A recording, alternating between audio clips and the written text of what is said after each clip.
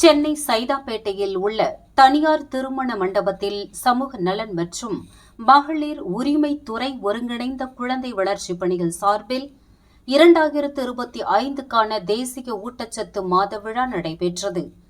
இதில் மருத்துவம் மற்றும் மக்கள் நல்வாழ்வுத்துறை அமைச்சர் மா. சுப்பிரமணியன் கலந்து கொண்டு 100 கர்ப்பிணி பெண்களுக்கான சமுதாய வளைகாப்பு விழாவை நடத்தி வைத்தார்.